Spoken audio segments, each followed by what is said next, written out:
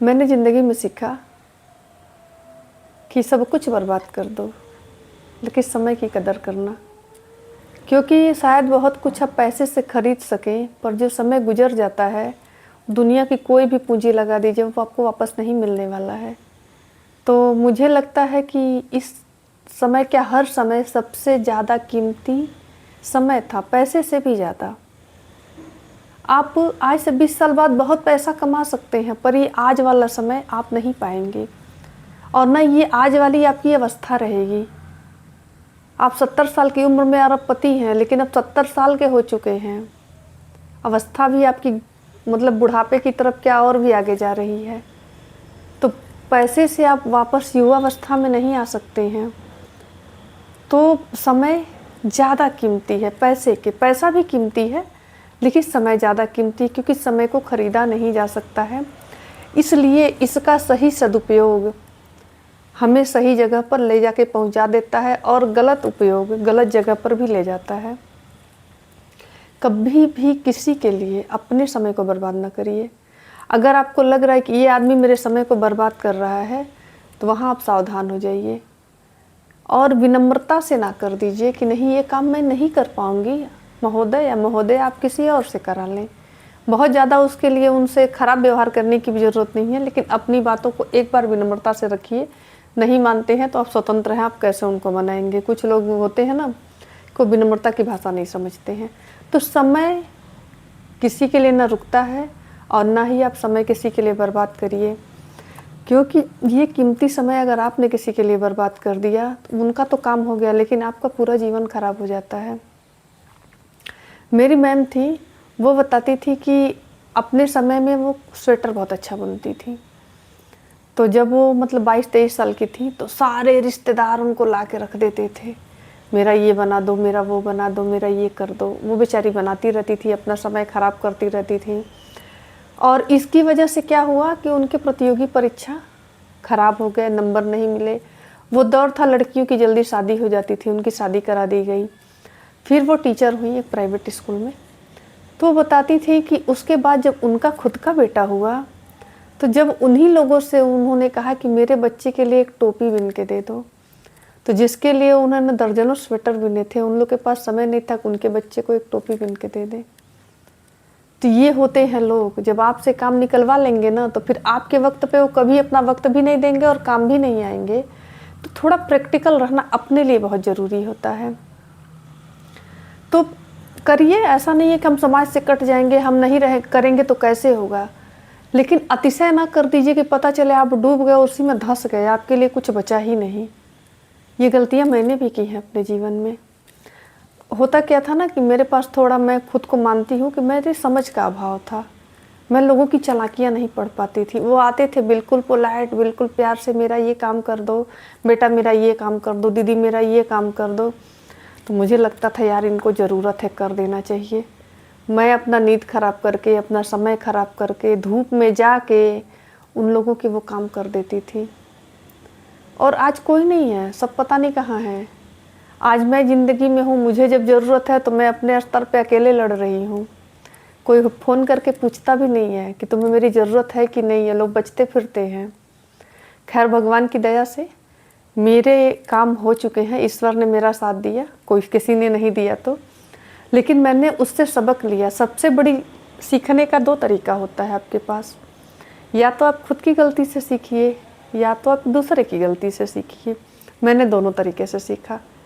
मैंने खुद गलतियाँ जो मुझसे हुई जाने अनजाने में, उससे भी मैंने सबक लिया और अगले कदम को सुधार के चलाया।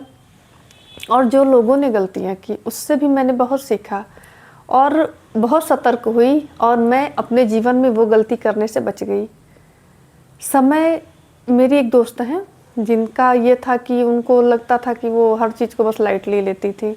उन्होंने पीजी का फॉर्म भरा, लास्ट मोमेंट पर उनको पता नहीं क्या समझ में आया, उन्होंने परीक्षा नहीं दी। फिर 1 साल और भरा, फिर परीक्षा। मैंने कहा यार साल साल भर के परीक्षा नहीं दे रही हैं, तो कहती थी यार अगले साल कर लेंगे, अभी तो बहुत समय पड़ा है, करना ही क्या है, हो ही क्या सकता है। लेकिन क्या हुआ, करना क्या, सब चीज़ें धीरे धीरे नियम बदलते रहते, चीज़ें और बदलती रहती हैं, और एज भी आपकी बढ़ती रहती है। आप पेपर में भी ओवर एज की तरफ जा रहे हैं। इन सबों को देखते हुए आज उनके पास मतलब फॉर्म भरने की एज तो निकल गई, मैं ये नहीं कह सकती करने की एज निकल गई है, लेकिन कुछ फॉर्म से वो ओवर एज हो चुकी। जो वो 2 साल पहले उनको करना चाहिए था वो 4 साल बाद कर रही हैं। तो भाई ये क्राइटेरिया, उस क्राइटेरिया को आप पार कर गई, अब वहाँ तो आप बेकार हो गई, बाकी आप अन्य क्षेत्र में जो मन सो करिए। और ये भी है कि ठीक है, जब जागो तभी सवेरा। अभी वो हैं अपने क्षेत्र में अच्छा कर रही हैं, लेकिन इस बात का उनको पछतावा रहता कि काश मैंने उस समय की कदर कर ली होती तो आज मेरी लाइफ कुछ और होती। तो कभी नहीं। और दूसरी बात, सीखना बंद मत करिए, क्योंकि ये होता है ना कि हमारी एक जर्नी है। आप कल्पना कीजिए कि अगर आप किसी यात्रा में जा रहे हैं, मानते हैं वहाँ पर आपको रास्ते में तरह तरह के दृश्य मिलेंगे, कहीं खेत मिलेगा, कहीं जंगल मिलेगा, कहीं पेड़ पौधे मिलेंगे, कहीं मोर मिल जाते हैं। तो आप विंडो पर अपना लेट के या सिर रख के उसको देखते हुए जाते, बहुत अच्छा लगता है। लेकिन जब आप अपने मंजिल पे पहुँच जाएंगे तो वो खुशी नहीं रहती है जो यात्रा के दौरान आपको मिलती है। ये मैंने अनुभव किया है तो मैं आपको बता रही हूँ। तो ये हमारा जीवन एक यात्रा है, जब इसका पड़ाव आ जाएगा तब तो कुछ भी नहीं बचेगा। तो इसमें हर दिन उमंग के साथ, उत्साह के साथ कुछ नया करने की कोशिश करिए, कुछ सीखते रहिए, कुछ करते रहिए। इससे आपके जीवन की सार्थकता भी बनी रहेगी और अपना जीवन आप अच्छे से बिता पाएंगे। काटना और बिताने में अंतर होता है, और सीखने की कोई उम्र नहीं होती है, कोई अवस्था नहीं होती है। जब आपका मन करे, जो आपका मन करे सीखिए और करिए। ये जीवन का मूल मंत्र है, उससे आप व्यस्त भी रहेंगे और आपको अंदर से खुशी भी मिलेगी। और ये आप हमारी जीवन यात्रा के जो पड़ाव हैं, इसमें आने वाले जो चरण हैं उसका आप आनंद भी ले सकेंगे। तो सीखना भी बहुत ज़रूरी है, और अपने लिए कुछ सेविंग भी रखिए। आप जब सीखेंगे, कुछ करेंगे, कुछ अर्न करेंगे, तो हमें सारे पैसे खर्च नहीं कर देने चाहिए, कुछ सेविंग भी रखनी चाहिए। अच्छे दिनों के लिए भी पैसे लगते हैं और बुरे दिनों के लिए भी पैसे लगते हैं। तो लाइफ जो हमारी है, हमारी एक जीवन यात्रा है। ये परिस्थितियाँ कभी कभी होती हैं जो हमारे वश में नहीं रहती हैं, वो हमारे जीवन को ख़राब करने की कोशिश करती हैं। लेकिन कहते हैं ना कि समय एक जैसा नहीं चलता है, तो हम कोशिश कर सकते हैं इसको बेहतर बनाने की, अच्छा बनाने की। हमारे पास क्या नहीं है वो हम बाद में देखेंगे, लेकिन हमारे पास अभी जो है उसका तो हम आनंद उठा सकते हैं ना। अब जो नहीं है वो आएगा तो देखा जाएगा, उस हिसाब से उसका उपयोग किया जाएगा। पर अभी जो संसाधन ईश्वर ने हमें दिया है, जो चीज़ें हमारे पास हैं, हम उनका उपयोग कर सकते हैं, उनसे ही अपने जीवन में खुशियाँ ढूंढ सकते हैं। बहुत ज़्यादा की तलाश करेंगे तो जो है उससे भी खुशी हमको नहीं मिलेगी। तो जीवन को खुशहाल बनाने का ये भी मूल मंत्र है कि दूसरों को देखना छोड़ना पड़ेगा।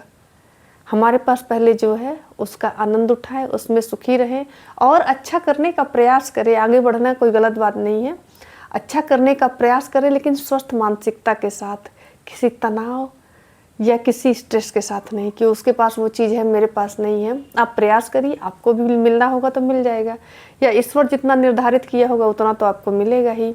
आप अपने मतलब काम अच्छे करिए, अपनी सोच अच्छी रखिए, बाकी चीज़ें आपके जीवन में अपने आप अच्छी होती चलेंगी। कुछ नहीं रहेगा तो आप अपने मन से, अपनी आत्मा से बहुत सुकून में रहेंगे कि मैंने किसी का बुरा नहीं किया है, बुरा मेरे साथ हो गया, मैंने सह लिया, लेकिन इस बात का मुझे गर्व है कि मैंने किसी का बुरा नहीं किया है। तो ये जीवन आबाद करना और बर्बाद करना दोनों हमारे हाथ में होता है। इसको कैसे जीना है ये हमें निर्धारित करना है।